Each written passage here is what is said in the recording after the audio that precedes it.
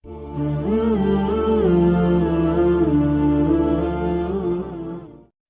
साहब रहमतुल्लाह अलैह फरमाते हैं कि इल्म हमेशा इसलिए सीखना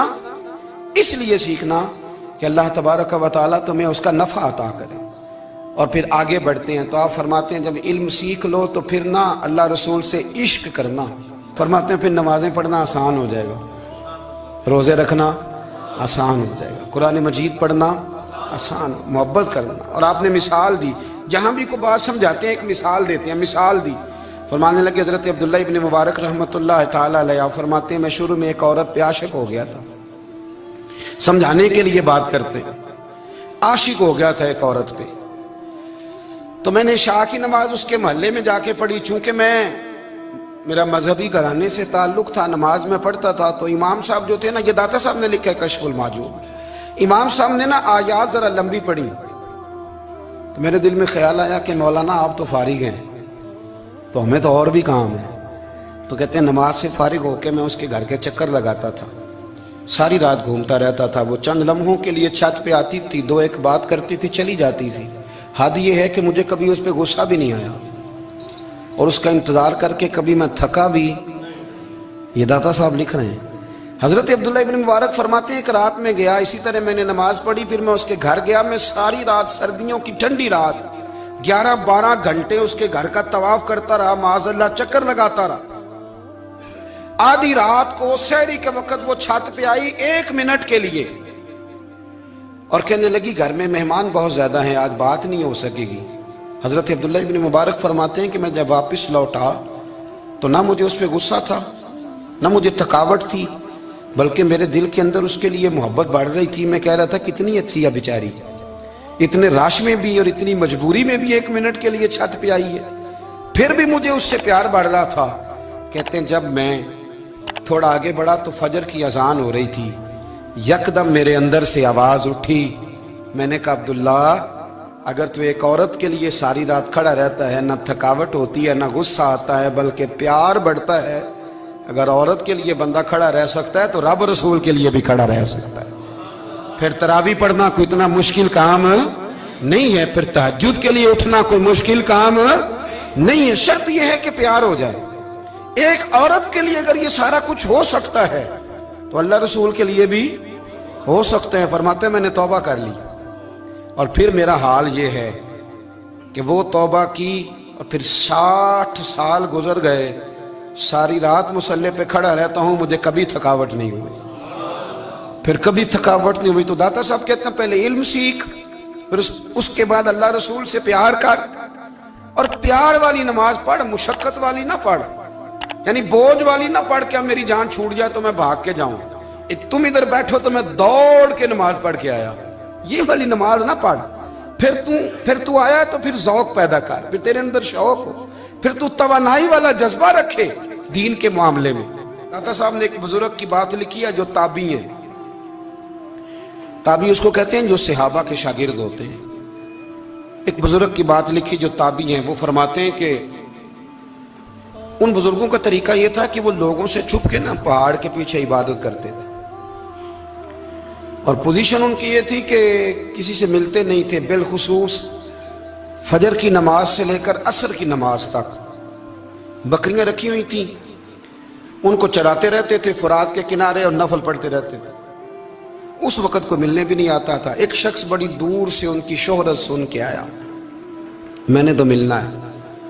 लोगों ने कहा वो इस वक्त नहीं मिलते, नाराज होते हैं। उसने कहा अल्लाह का बंदा है ना, नाराज हो भी जाएगा तो लंबा नाराज रहेगा नहीं, अल्लाह वाले जल्दी राजी हो जाते हैं। पहुंच गए। अब वो बाबा जी नमाज पढ़ रहे थे, तो कहते मैंने अजीब मंजर देखा कि बाबा जी फुरात के किनारे नमाज पढ़ रहे हैं और एक भेड़िया उनकी बकरियों की हिफाजत कर रहा है। कहते मैं हैरान रह गया कि भेड़िया तो बकरियां खाया करता है और यहाँ चरा रहा है। कहते मैं जब गया तो बाबा जी नवाफिल में मशगूल थे, मुझे देख के कहने लगे इस वक्त क्यों आए। मैंने कहा हुजूर अगर आ गया हूं तो फिर मेहरबानी करें कबूल फरमा लें। मैं बैठ गया तो मैंने कहा हुजूर ये भेड़िया बकरियां चरा रहा है, भेड़िया और बकरिया की सुलह कब से हो गई। तो फरमाते हैं लंबी तकरीर नहीं, हल्का सा जुमला। फरमाने लगे जब से बकरियों के मालिक ने रब से सुलह कर ली है ना, तब से भेड़ियों ने भी बकरियों से सुलह कर ली है। بکریوں کے مالک نے رب سے صلح کر لی، گناہ چھوڑ دیے، اس کی فرما برداری میں آ گئے، اب پھر اسے بکریاں چلانے کی ضرورت نہیں رہی، بکریاں نہ اب بھیڑیا چراتا ہے۔ کہتے ہیں میرے اوپر کپ کپی طاری ہو گئی بزرگوں کی بات سن کے، اور مجھے پیاس لگی اور خواہش آئی کہ پتہ نہیں اب بابا جی کچھ کھلائیں پلائیں گے بھی کہ نہیں، بابا جی کچھ کھلائیں گے بھی کہ نہیں۔ کہتے ہیں میرے دل میں خیال تھا تو بزرگوں نے نا ایک لکڑی کا پیالہ، ان کے پاس وہ غار میں بیٹھے تھے تو ایک چھوٹا سا پتھر تھا، اس کی ڈھلان بنی ہوئی، بابا جی نے اس کے نیچے لکڑی کا پیالہ رکھا، وہ رکھا ہی تھا تو وہ دودھ سے بھر گیا۔ کہتے ہیں انہوں نے مجھے دیا تو ٹھنڈا اور میٹھا دودھ، میری طبیعت خوش ہو گئی۔ بابا جی نے دوبارہ وہی پیالہ اسی جگہ رکھا تو شہد سے بھر گیا۔ 1000 سال پہلے داتا صاحب لکھ رہے ہیں، کہتے مجھے دیا، میں نے فوراً کہا، میں نے کہا حضور یہ دودھ تو گائیں بھینس دیتی ہے، پہاڑوں سے تو نہیں نکلا کرتا، اور شہد تو شہد کی مکھیاں دیتی ہیں، پتھروں سے تو نہیں نکلتا، یہ آپ کہاں سے نکال رہے ہیں؟ تو کہتے ہیں وہ قرآن مجید پڑھنے لگے۔ وَإِذِ اسْتَسْقَىٰ مُوسَىٰ لِقَوْمِهِ، جب موسیٰ کی قوم نے ان سے پانی مانگا، فرمانے لگے موسیٰ کی نافرمان قوم پانی مانگے، حضرت موسیٰ پتھر پہ ڈنڈا مارے تو اللہ وہاں سے 12 چشمے جاری کر دے۔ جو رب حضرت موسیٰ کی نافرمان قوم کے لیے پتھر اور پہاڑوں سے چشمے نکال دیتا ہے نا، وہ محمد عربی کے غلاموں کے لیے پتھر اور پہاڑوں سے دودھ اور شہد بھی نکال دیا کرتا ہے۔ وہ بزرگ کہنے لگے بس بات یہ ہے کہ آج بھی ہو اگر ابراہیم کا ایمان پیدا تو آگ کر سکتی ہے انداز گلستاں پیدا۔ کہنے لگا حضور پھر میرے لیے بھی دعا کریں۔ آپ فرمانے لگے پھر دعا نہ کرا تو مدینے والے کی غلامی شروع کر، تو نبی کریم کی غلامی شروع کر، تو رسول پاک کی غلامی شروع کر۔ ایک بات علم، پھر فرمایا اللہ رسول سے محبت، پھر فرمایا حضور کی غلامی۔ اس سے سارے مکاشفات کھلیں گے، اس سے سارے مشاہدات کھلیں گے، اسی سے کرامتیں ملیں گی، اسی سے مقبولیت ہوگی، اسی سے اللہ نبی کی بارگاہ میں درجہ ملے گا۔ پھر داتا صاحب آگے بڑھتے اور داتا صاحب فرماتے ہیں صوفیاء کی ایک جماعت ہے جو کہتی ہے ہم نے تو کبھی اپنی زبان پر دکھ بیان ہی نہیں کیے، ہر شے اپنے رب رسول کے حوالے کر دی، ہر شے اللہ رسول کے۔ اور داتا صاحب کہتے ہیں کچھ ایسے بھی ہیں جو دعا بھی نہیں مانگتے، لوگوں کے لیے مانگتے ہیں، اپنے لیے نہیں مانگتے۔ آپ دعا کیوں نہیں مانگتے؟ تو کہتے ہیں اللہ کو تو پتہ ہی ہے ہمیں کیا چاہیے، اسے تو پتہ ہی ہے۔ ایک بزرگ کی بات لکھی ہے داتا صاحب نے، میری جماعت میں نا مزاج ہے کرامتوں کا، مجھے وہ ساری باتیں بھی آتی ہیں کہ ایک بندہ کراچی سے آیا، داتا صاحب حاضری دی تو اس کی لاٹری نکل آئی، یہ بھی مجھے آتی ہے، لکھی پڑھی ہے میں نے، کتابوں میں ہے یہ بھی۔ ایک بندہ، یہ ساری باتیں نا آتی ہیں کرامتوں میں، بڑی ساری چیزیں لوگ بیان کرتے ہیں کہ میں وہاں آیا اور میں نے حاضری دی تو موج لگ گئی، یہ ساری باتیں آتی ہیں۔ ہمارے پرانے بزرگ اور بھی قصے سنایا کرتے تھے، ساری ہمیں چیزوں کا پتہ، پر جو عنوان ہے نا وہ حضرت شیخ ابو نور کہتے ہیں کہ ایک بندہ داتا صاحب کے مزار پہ گھوم رہا تھا، داتا 10 روپے دے، 10 روپے دے، 10 روپے دے، تو ایک بندہ بڑی دیر سے اسے دیکھ رہا تھا، وہ کہنے لگا داتا نے تجھے کیا دینا ہے، ادھر آ میں دوں۔ اس نے 10 دیے، بندہ بڑا حسین تھا، ہنس پڑا، کہنے لگا داتا تیرے بھی صدقے جاؤں، دلانے لگا تو منکر سے ہی دلوا دیے، جو نہیں مانتا اسی سے دلوا دیے۔ وہ بڑا پریشان ہوا، میں اور چکر میں تھا، اس نے میرے اوپر ہی جڑ دی ہے بات، کہنے لگا داتا تیرے صدقے جاؤں۔ تو یہ ساری باتیں کتابوں میں موجود ہیں، لوگوں نے اپنے اپنے مشاہدات جو جس کے ساتھ پیش آیا اس نے بیان کیے ہیں، بہت ساری باتیں قابل بیان ہیں، پر جو عنوان ہے میں اس پہ رہنا چاہتا ہوں۔ داتا صاحب رحمت اللہ علیہ فرماتے ہیں ہماری تعلیمات ہیں کہ اپنے دکھ درد دنیا داروں سے بیان نہیں کرنے، سوال کا دروازہ لوگوں کے سامنے کھولنا، اللہ والوں سے کہیں گے کبھی کہنا ہوگا تو دنیا داروں سے کہنا۔ کہتے ہیں ایک شیخ احمد نام کے بزرگ تھے، ساری زندگی کسی کو کام نہیں بتایا، ساری زندگی بڑی مشکلات آئیں، پر کبھی اپنی ذات پر سوال کا دروازہ نہیں کھولا۔ ایک ایسی مشکل آئی کہ جو حل ہی نہیں ہوتی تھی، کسی نے ان پر کوئی الزام لگا دیا۔ ابو مسلم نام کا ایک بادشاہ تھا، اس کی حکومت تھی، اس نے پکڑ کے قید میں ڈال دیا۔ اب قید میں ہیں، جرم لگ گیا ہے، فرد جرم عائد ہو گئی ہے، جیل میں ہیں۔ لوگ کہنے لگے حضرت جی اپنی صفائی میں کچھ کہیں، فرمانے لگے ساری زندگی بندوں سے کچھ نہیں کہا، اللہ رسول کو پتہ ہے میں بے گناہ ہوں، مجھے کہنے کی ضرورت نہیں۔ داتا گانج بخش علی حجویری نے لکھا ہے दाता साहब कहते हैं तू यकीन कामिल तो पैदा कर, तू ईमान तो पुख्ता कर। दाता साहब कहते हैं वो अबू मुस्लिम जो बादशाह था वो नेक आदमी था, उसे रात को ख्वाब में नबी करीम की ज़ियारत नसीब हुई और हुजूर सैयद आलम सल्लल्लाहु अलैहि वसल्लम फरमाने लगे तूने अल्लाह का एक नेक बंदा जेल में डाल दिया, डर नहीं आता, वो तो बेगुनाह है। बादशाह आधी रात को खुद उठा।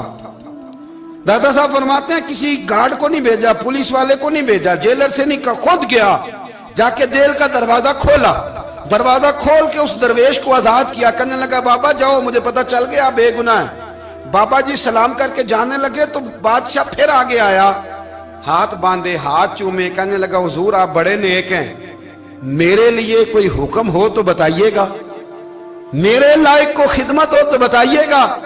तो शेख अहमद फरमाने लगे तुझे अभी भी समझ नहीं आई, तुझे अभी भी नहीं समझ आई। कहने लगा हुजूर क्या? फरमाने लगे जो तहज्जुद के वक्त तुझे उठा के मुझे रिहा करने भेज सकते हैं वो मेरी कोई जरूरत बाकी रहने देंगे?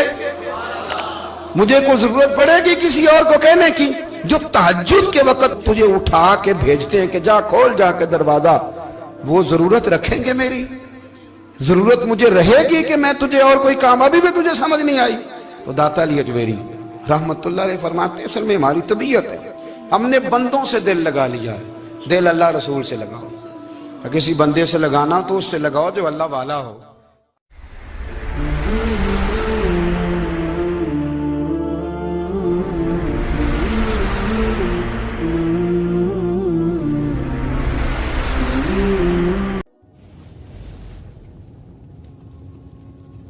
ये वाला रंग तेरे अंदर कोई नहीं। अबू सुफियान आए उन दिनों जिन दिनों हालात बड़े कठिन थे, इख्तलाफ शिद्दत का था। अबू सुफियान आए हुजूर की बारगाह में। आए किस लिए? मक्के में कहत पड़ गया है, बारिश नहीं होती। उधर उस समामा बिन असाल यमामा कबीले के सरबराह कलमा पढ़ के मुसलमान हो गए। सारी गंदम उस कबीले से आती थी। समामा कहने लगा तुम मेरे मुस्तफा को नहीं मानते, कोई गंदम नहीं, भाग जाओ। एक बारिश कोई नहीं, दूसरी गंदम कोई नहीं। अबू सुफियान तड़प के दरे रसूल पे हाजिर हुए। अभी थोड़े दिन गुजरे हैं, ओहद में हुजूर के दांत शहीद किए। अभी थोड़े दिन गुजरे हुजूर को सताया है। अभी थोड़े दिन गुजरे हजरत अमीर हमजा का कलेजा निकाल के चबाया है। अभी थोड़े दिन गुजरे हजरत अनस बिन नजर की गर्दन काटी है। अभी थोड़े दिन गुजरे अब्दुल्ला बिन जहाज के टुकड़े किए। अभी थोड़े दिन गुजरे हुजूर को सताया है, तड़पाया है। पर हजरत अली शेर खुदा फरमाते मैं मानने वाला उस रसूल का हूं जिसके दांत शहीद हो गए। ओहद के अंदर सारी दाढ़ी लहू से भर गई। फरमाते मैं रो पड़ा और मैंने कहा महबूबा अब नहीं मुझसे बर्दाश्त होता, दुआ करें अल्लाह इन पे अजाब नाजल करे। उठाए हाथ, आप दुआ करेंगे तो अल्लाह तबारक व तआला दो पहाड़ियों में पीस डालेगा। हजरत अली कहते हैं मैंने अर्ज की तो हुजूर ने हाथ उठाए और दुआ क्या दी? अल्लाहुम्मा हदी कौमी फइन्नहुम ला यअलमून। ऐ अल्लाह मेरी कौम को हिदायत दे दे, ये जानते नहीं ये क्या कर रहे हैं। अल्लाह इन्हें हिदायत दे। ये इखलाक हसना का मेयार। थोड़े दिन पहले हुजूर के साथ ये रवैया। अबू सुफियान अब बेहाल हो गए, बच्चे भूख से मरने लगे, जानवर प्यास से मरने लगे। अबू सुफियान छुपता छुपाता कहने लगा चारा कोई नहीं, मुस्तफा के पास जाना ही पड़ेगा। अबू सुफियान मदीने पहुंच गए। जब पहुंचे ना तो अबू सुफियान की अपनी साहिबजादी हजरत उम्मे हबीबा उम्मुल मोमिनीन थी, रसूलुल्लाह की ज़ौजा थी। अबू सुफियान जब आए तो हजरत उम्मे हबीबा के पास सीधे उनके घर गए बेटी से मिलने। हुजूर का बिस्तर बिछा हुआ था। हजरत उम्मे हबीबा हुजूर की ज़ौजा उम्मुल मोमिनीन बिस्तर बिछा है। अबू सुफियान बैठने लगे। जनाब उम्मे हबीबा कहने लगी अब्बा जी ठहर जाएं। वो ठहरे तो बिस्तर समेट दिया। कहने लगे बेटी शायद तेरे घर में कोई कीमती बिस्तर नहीं, गुर्बत छुपाने के लिए बिस्तर समेट रही हो। जनाब उम्मे हबीबा कहने लगी अब्बा तो मुसलमान नहीं ना हुआ, अभी तेरी सोच काफरों जैसी है। तू यहाँ आके खड़ा हो ना जहाँ मैं खड़ी हूँ, फिर तुझे रसूलुल्लाह की मोहब्बत के रंग का पता चले। तू अभी खड़ा वहां है जहां तुझे कुफर ही कुफर सुनाई और सुझाई देता है। बिस्तर इसलिए नहीं समेटा कि माज अल्लाह कम कीमत था, मैंने इसलिए समेटा है कि तू नजस है, नापाक है, अभी कलमा नहीं पढ़ता। और ये उस रसूल का बिस्तर है कि जो बिस्तर में मौजूद होते हैं तो जिब्रील अमीन कुरान लेके तशरीफ ले आते हैं। तेरा वजूद इस काबिल नहीं कि यहां बिठाया जाए। नबी पाक सल्लल्लाहु अलैहि वसल्लम की बारगाह तक अबू सुफियान आए। अबू सुफियान कहते मुझे उम्मीद नहीं थी, अभी सोच नहीं ना बदली थी, कहते मुझे उम्मीद नहीं थी, मेरा ख्याल था वो शिकवे करेंगे, शिकायतें करेंगे, वो कहेंगे तुमने भी तो बड़ा कुछ किया है ना। अबू सुफियान कहते हैं मैं कुर्बान जाऊं, मैंने ये रंग देखा तो मदीने की फिजा वैसे ही बड़ी ठंडी थी, लेकिन मुस्तफ़ा करीम के साथ जब मैंने बात की तो मेरे वजूद पर गिरिया तारी हो गया, मेरे ऊपर कैफियत तारी हो गई, मैं तड़पने लगा। कहते हैं मैंने कहा महबूबा मैं आया हूं, आपका कलमा पढ़ते ही समामा ने गंदम बंद कर दी है, बारिशें रुक गई हैं, मक्के के लोग भूख और प्यास से मरने लगे हैं, महबूबा बेटियां रोती हैं, या रसूल अल्लाह माएँ उनकी छातियों में दूध खुश्क हो गया है, बच्चे बिलकते हैं। अबू सुफियान कहते हैं मैं दुश्मन था, सारे मक्के के लोग दुश्मनी करते थे, लेकिन जब मैंने ये लफ्ज कहे ना, अचानक मेरी नजर उठी तो मुस्तफा करीम की तो आंखें आंसू बरसा रही हैं। कहते मेरी बात भी मुकम्मल ना हुई, हुजूर ने पहले रुक्का मंगवाया समामा के नाम, फरमाया पहले तू इन्हें गल्ला अपनी मर्जी से देता था, अब तेरे नबी का हुक्म है कि पहले से बढ़कर तूने गल्ला देना है। और फिर मेरे मुस्तफा ने हाथ उठाए। ओ भाई मुश्किल होता है, मुश्किल होता है, सगे भाई के लिए लोग दुआ नहीं करते, कहते मेरा शरीका है, सास बहू के लिए बहू सास के लिए दुआ नहीं मांगती, कहते इख्तलाफ है, लोग लोगों की जिंदगी नहीं मांगते, बीमारी में शिफा नहीं मांगते। अबू सुफियान कहते हैं आमना के लाल तेरे कुर्बान जाऊं। हुजूर ने हाथ उठाए और कहा है अल्लाह मक्के की संगलाख पहाड़ियों पे बारिश बरसा, ऐ अल्लाह खेतियां हरी कर दे, ऐ अल्लाह माओं की छातियों में दूध भर दे, अल्लाह औरतों को ताजगी दे दे, बच्चों को रानाई दे दे, फलों फूलों को ताजगी दे दे। अबू सुफियान कहते पहले हुजूर रो रहे थे और जब नबी पाक की दुआ देखी तो मैंने रोना शुरू कर दिया, मैंने रोना शुरू कर दिया। कहते वापस आया तो वो एहसास कि यार ये मैं किस शख्स से मिल के आया हूं, ये किस किस्म के आदमी से मिल के आया हूं, ये कैसा रंग है, ये किस किस्म का अंदाज है कि जिसको मैं पत्थर मारता रहा वो मेरे लिए दुआएं लेके बैठा हुआ है, जिसको सारी जिंदगी सताया है वो मेरे बच्चे के लिए रोता है, मेरी बेटी के लिए उसकी आंख में आंसू है, वो हमारे लिए तड़प रहे हैं।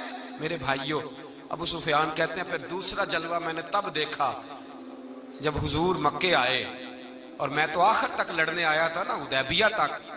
कहते हैं जब रसूल पाक मक्के आए और हुजूर ने ऐलान माफी किया तो बनता तो ये था कि मुझे सजा मिलती, लेकिन मेरे मुस्तफ़ा करीम ने फरमाया जो अबू सुफियान के घर में चला जाएगा मैं उसे माफ कर दूंगा। कहते हैं मैंने कहा ये मेरे लिए किस किस्म की सजा तजवीज की है कि मैं उम्र भर दुश्मनी करता रहा और यहाँ रंग अजीब है। हुजूर ने मेरे लिए ही एजाज लिख दिया, फरमाया जो अबू सुफियान की हवेली में दाखिल हो गया मैंने माफ किया। अबू सुफियान कहते हैं पता नहीं कितने पर्दे थे जो उठ गए, पता नहीं कितनी मंजिलें थी जो तय हो गई, पता नहीं कितने जलवे थे जिनका नजारा हो गया, और मैंने गौर से चेहरा देखा तो मेरी आंखों से पट्टी उतर गई और मुझे अब्दुल्ला के यतीम बेटे के पीछे मोहम्मद रसूलुल्लाह के जलवे नजर आने शुरू हो गए। इखलाकी कदरें जब मौजूद रहती, यहाँ तो लोग मरे हुए शख्स को मारते हैं, यहाँ तो सड़क पर कितनी गिरावट है और कितना गिर गया है इखलाक उन लोगों का, एक्सीडेंट हो गया है, ट्रेन की पटरी से उतर गई है, चीखो पुकार है, आहें हैं, तड़पना है, रोना है, सिसकियां है, मां का बाजू कटा है पर वो चीखती है जरा मेरे बेटे का पता करो, बाप की आंखों में रेत पड़ गई है पर वो तड़पता हो मेरा बेटा था, चीखो पुकार हो रही है। पर जुल्म है उस कौम का कि जो बचाने वाले आए हैं वो पहले आते ही उनकी जेबें टटोल रहे हैं, उनके बटुए देख रहे हैं, गिरी हुई औरतों के ये आप उठाकर देखिए अखबारात, औरतों के गिरी हुई औरतों के कानों से बालियां नोची गई और उनके कान तक कट गए। ये इस कौम का हाल है। इकबाल कहते हैं जिन्हें आता नहीं दुनिया में कोई फन तुम हो और बेच खाते हैं जो बुजुर्गों का कफन तुम हो। तुम वो लोग हो जो कफनों पे सौदे करते हो, जो कब्रों पे सौदे करते हो। ये लोग तिजारतें करते हैं, इखलाकी पस्ती का ये आलम के लोग कब्रों पे सजदे करते हैं, बेटे बेच के दहेज खरीदते हैं। गरीब की बेटी रोज तड़पती है, रोती है, روز سسکیاں لیتی ہے کہ کہاں سے وہ دروازہ کھلے گا جب میں بھی جب سہاگن ہوں گی، جب میرا باپ بھی عزت کے ساتھ مجھے رخصت کرے گا۔ اور غریب آدمی بیٹی کی شادی کے بعد اتنا دکھی رہتا ہے، وہ بھی کم ہی لوگ جانتے ہیں، وہ بھی وہی لوگ جانتے ہیں جو اس منظر سے گزرتے ہیں۔ ہمارا اخلاقی معاملہ اس قدر زیادہ تباہی کا شکار ہے۔ میرے مصطفیٰ کریم سید عالم نور مجسم صلی اللہ علیہ وسلم جذبات کا خیال رکھتے، احساسات کا خیال رکھتے، تصورات کا۔ او بھائی، اس سے بڑا اخلاق کا مظاہرہ کہاں سے لینے جاؤ گے؟ کہ آمنہ کے لال فرماتے ہیں میرا دل کرتا ہے نماز لمبی پڑھاؤں، نماز اللہ کی نماز، دل کرتا ہے لمبی نماز پڑھاؤں، میں لمبی لمبی سورتیں تلاوت کروں، میں کھل کے رب کریم کا قرآن پڑھوں، میں اللہ تبارک و تعالیٰ کے قرآن مجید کے ذائقوں میں کھو جاؤں۔ لیکن حضور فرماتے ہیں نماز میں کسی بچے کے رونے کی آواز آتی ہے، کسی بوڑھے کی ہائے کی آواز آتی ہے، کسی بیمار آدمی کی ہائے کی آواز آتی ہے۔ نبی پاک فرماتے ہیں میں اللہ کی نماز چھوٹی کر دیتا ہوں، اللہ کے بندوں کا خیال کرتا ہوں۔ میں رب کی نماز چھوٹی کر دیتا ہوں، رب کریم کے بندوں کا خیال کرتا ہوں۔ خدا کے بندے تو ہیں ہزاروں، بنوں میں پھرتے ہیں مارے مارے، میں اس کا بندہ بنوں گا جس کو خدا کے بندوں سے۔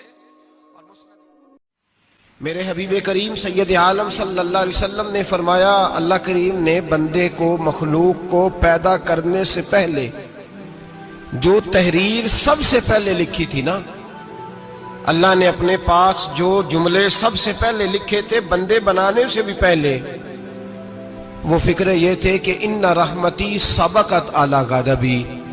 رب کریم نے لکھا تھا بے شک میری رحمت زیادہ ہے، میرا غضب زیادہ نہیں ہے۔ اس نے لکھا تھا کہ میری رحمت ہمیشہ میرے غضب پر غالب رہے گی، غلبہ رحمت کا ہے۔ سنیں بڑی پیاری حدیث، بڑی خوبصورت حدیث، کنز المال میں دیگر کتب احادیث میں ہے۔ حضرت ابو ہریرہ رضی اللہ تعالیٰ عنہ فرماتے ایک بابا جی نبی پاک کی بارگاہ میں آئے، اور جب وہ واپس جانے لگے تو میں نے عمر پوچھی تو عمر تھی 96 سال۔ کہتے ہیں بزرگ جب آئے نا تو یہ بھویں جو ہے نا ان کی سفید ہو کے تو یوں آنکھوں پہ آ گئی، بڑی چھڑی بابا جی نے پکڑی ہوئی اور دونوں ہاتھ پکڑ کے نا چھڑی کے اوپر جھکے ہوئے ہیں ایک جانب، قربان جاؤں۔ کہتے ہیں جب وہ بزرگ مسجد میں داخل ہوئے تو میرے رسول نے کھڑے ہو کے استقبال فرمایا، کھڑے ہو، اور نبی کریم صلی اللہ علیہ وسلم نے آگے بڑھ کے بابا جی کو بازو سے پکڑا اور بٹھایا۔ حضور بیٹھ گئے، کہا بزرگوں کیسے آئے ہو؟ تو کہتے ہیں وہ بابا جی بات کرتے تو آنکھ کھول کے پہلے حضور کا چہرہ دیکھتے، پھر وہ بات کرتے تو ان کے لب و لہجے کے اندر بڑی پریشانی، بڑی تکلیف، بڑی مایوسی۔ عرض کرنے لگے یا رسول اللہ، حضور زندگی ساری گناہوں میں بیت گئی ہے، حضور غلطیاں ہی غلطیاں، یاد ماضی عذاب ہے، یا رب چھین لے مجھ سے حافظہ میرا۔ اے اللہ کے رسول بڑی لمبی فہرست ہے، پاپ ہی پاپ ہے، کالے سیاہ دفتر ہے۔ یا رسول اللہ صلی اللہ علیہ وسلم جب پلٹ کے دیکھتا ہوں حضور مجھے نیکی دکھائی نہیں دیتی۔ حضور اس عمر میں آپ کا ایک صحابی ملا ہے، اس نے بات سمجھائی ہے تو تھوڑا خیال آیا ہے، لیکن یا رسول اللہ صلی اللہ علیہ وسلم اب میرا وجود بیکار ہو گیا ہے، حضور بوڑھا ہو گیا ہوں۔ تین باتیں کہیں بزرگوں نے اور نرالی کہیں، کہنے لگے یا رسول اللہ صلی اللہ علیہ وسلم، حضور اب تو میری کمر بھی سیدھی نہیں ہوتی کہ میں نماز ہی صحیح ادا کر سکوں، بوڑھا ہو گیا ہوں۔ یا رسول اللہ صلی اللہ علیہ وسلم اب میرے اندر طاقت نہیں کہ میں محنت مزدوری کر کے صدقے اور خیرات دے سکوں۔ یا رسول اللہ صلی اللہ علیہ وسلم اب میں تلوار لے کے جہاد بھی نہیں کر سکتا، حضور نہ میں لمبی نمازیں پڑھ سکتا ہوں، آقا نہ میں صدقات و خیرات دے سکتا ہوں، محبوبہ نہ میں دین کے لیے کوئی جہاد کر سکتا ہوں، بیکار وجود ہے، بیکار بیکار وجود کو تو گھر والے برداشت نہیں کرتے، بچے دعا کرتے ہیں یا اللہ ابا جی کو پردہ دے دے، اماں کو پردہ دے دے، بیکار ہو گیا ہوں اور آج آیا ہوں تو مجھ بیکار کو میرا رب قبول کر لے گا؟ آج کلمہ پڑھوں تو بیکار ہوں، کسی کام کا نہیں، نہ نماز نہ صدقات نہ جہاد، قبول کر لے گا؟ حضرت ابو ہریرہ فرماتے ہیں جیسے برسات میں بارش کی جھڑی لگتی ہے، یوں مصطفیٰ کی آنکھوں سے جھڑی لگ گئی، حضور کھل کے روئے، کھل کے۔ اور میرے حبیب پاک نے فرمایا بزرگوں بڑے مجاہد ہیں, دین کے لیے جہاد کرنے والے بڑے ہیں. رب کریم کو آپ کی تلوار کی اتنی حاجت نہیں, اور فرمایا اس کے خزانے کوئی خالی تو نہیں کہ آپ ہی گویا صدقہ دیں گے تو بھرے جائیں گے. اور فرمایا پھر رب کریم کی شان میں اضافہ نہیں کرتی عبادتیں, وہ تو بندے کو نفع دیتی ہیں.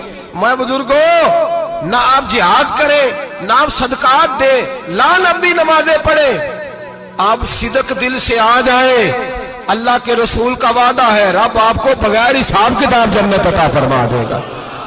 آنا تو شرط ہے کہ نہیں, آئیں تو صحیح, نہ پہنچے تو صحیح, آ جائیں. اس کو نہیں عادت صدقات و خیرات کی, جہاد کی, تبلیغ, آئے تو صحیح نا. ان العبد اذا عرفا ثم تاب تاب اللہ علیہ.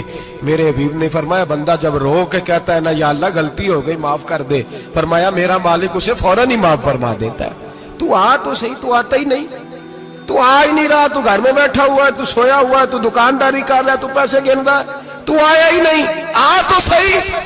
بلکہ میرے نبی پاک فرماتے ہیں جب اللہ پاک کا بھاگا ہوا غلام آتا ہے پھر تو اللہ زیادہ راضی ہوتا ہے, پھر تو اللہ زیادہ راضی ہوتا ہے, زیادہ راضی ہوتا ہے. تو آ تو صحیح, پہنچ تو صحیح. بلکہ صوفیاء تو اور بات کرتے ہیں, وہ کہتے ہیں تو کبھی بھول کے بھی رب رب کرے تو اللہ تو اسے بھی قبول کر لیتا ہے. بھول کے, ملا رومی کہتے ہیں بنی اسرائیل کا بندہ ہے, صنم پتھر کو کہتے ہیں, بت کو کہتے ہیں, بت کے سامنے کھڑا ہے اور ساری رات کہتا ہے یا صنم یا صنم یا صنم, اے پتھر اے بت. ساری رات پکارتا رہا, رات گہری ہو گئی, نیند کا غلبہ, تھک گیا, سونے کے قریب آیا تو غلطی سے منہ سے نکل گیا یا صمد, یا صنم کی جگہ نکل گیا. رب کریم نے فرمایا جبریل دوڑ کے جا, جو مانگتا ہے اسے دے دے. حضرت جبریل عرض کرتے ہیں مولا بھول کے تیرا نام لے رہا ہے, بھول کے لے رہا ہے. تو رب کریم نے فرمایا چل نام تو میرا ہی لے رہا ہے نا, میرا لے رہا ہے نا. یا اللہ, وہ اللہ کریم نے فرمایا جھوٹے کے سامنے ساری رات کا کھڑا ہے, ساری رات کا پکار رہا ہے, اسے کچھ نہیں ملا تو سچے کا نام لیا ہے. اگر میں بھی کچھ نہ دوں اور بت میں اور مجھ میں فرق کیا رہ جائے گا. جا جو مانگتا ہے جھولی بھر کے دے, نام تو لیا ہے نا. او بھائی تو بہانا تو بنانا, وہ آ تو صحیح نا. تو یہاں آ جا, پہنچ جا, آ جا, بس بیٹھ جا. اس کی بارگاہ ناز میں حاضر تو ہو نا, تجھے فرصت ہی نہیں. تو یاروں کے لیے ٹائم نکالتا ہے, بازاروں کے لیے ٹائم نکالتا ہے, گلیوں کے لیے ٹائم نکالتا ہے, چوکوں چوراہوں کے لیے ٹائم نکالتا ہے, ہفتے میں ایک دن ہوٹلنگ کے لیے بھی جاتا ہے. لیکن کبھی چھپ کے 2 نفلوں کی تجھے توفیق نہیں ہوتی. اور میں کئی دفعہ کہہ چکا ہوں, جس بندے کو بغیر عبادت کے رزق زیادہ ملنے لگ جائے اس پر آزمائش ہوتی ہے رب کریم کی. اللہ فرماتا ہے اس کو پیسے دو, اسے آنے نہ دینا, اس کو چل پیسے دوڑ جا. لوگ سمجھتے ہیں میں بڑا ذہین و عقل مند ہوں, دیکھو میں اپنی ہوشیاری سے, چلاکی سے آگے نکل گیا. تو آزمائش ہے, یہ تو آزمائش ہے رب کریم کی طرف سے, یہ تو اس کی خفیہ تدبیر ہے. میرے بھائی اس کی بارگاہ ناز تک جو آ گیا, آنا تو ہماری ذمہ داری ہے کہ نہیں. پھر اس کی رحمت آگے بڑھ کے استقبال کر لیتی ہے, پھر اللہ کا فضل اس کو تھام لیتا ہے اس بندے کو. اور خدا کی رحمت کتنی زیادہ ہے. میرے حبیب کریم سید عالم صلی اللہ علیہ وسلم نے فرمایا اللہ نے اپنی رحمت کے 100 حصے کیے. حضور فرماتے ہیں ایک حصہ اللہ نے دنیا میں نازل کیا ہے. کتنا؟ ایک حصہ. فرمایا یہ جو ماں بیٹے سے پیار کرتی ہے, باپ بیٹے کے لیے مزدوری کرتا ہے, جو بہن بھائی کے لیے روتی ہے, یہ جو بیوی شوہر کے لیے دعا مانگتی ہے, یہ جو بچے ماں باپ سے پیار کرتے ہیں, فرمایا یہ اس ایک رحمت کا نتیجہ ہے, ایک رحمت کا نتیجہ. تو صحابہ کہنے لگے یا رسول اللہ وہ 99 کدھر ہیں؟ نبی پاک نے فرمایا رب کریم نے سنبھالی ہوئی ہے, قیامت کے دن تمہیں عطا فرمائے گا. ابھی تو ایک نازل کی ہے, ابھی اللہ نے. حضرت یوسف علیہ السلام کے زمانے میں قحط ہو گیا, تو جناب یوسف علیہ السلام نے, چونکہ آپ اللہ کے نبی سے پہلے سے جان گئے قحط ہوگا, تو حضرت یوسف نے گندم پہلے سٹاک کر لی تھی بہت زیادہ. باقی علاقوں میں جب قحط پڑا نا, اب سب لوگوں نے مصر کی طرف رجحان کیا گندم لینے کے لیے. تو حضرت یوسف علیہ السلام نے نا شہر کے دروازے پر بندے کھڑے کر دیے. فرمایا جو بندہ آئے نا اس سے 2 سوال پوچھنا. جو آئیں گے لوگ گندم خریدنے, جو آئے 2 سوال پوچھنا. ایک پوچھنا کہاں سے آیا ہے, اور ایک پوچھنا لے کے کیا آیا ہے. ایک پوچھنا, سمجھ آ رہی ہے بات, اور دوسرا پوچھنا کہ لے کے سونا لے کے آیا ہے, چاندی گندم خریدنی ہے تو کیا چیز لے کے آیا ہے, کہ نقد پیسے لایا ہے, یہ پوچھ لینا. جو آئے دو باتیں پوچھنا, ایک پوچھنا کہاں سے آیا ہے اور دوسرا پوچھنا کیا. ایک روایت میں 3 سوال بھی ہیں, لیکن فرمایا پوچھنا 2 سوال ضرور. انتظار تھا نا بھائیوں کا کنان سے آنے والوں کا.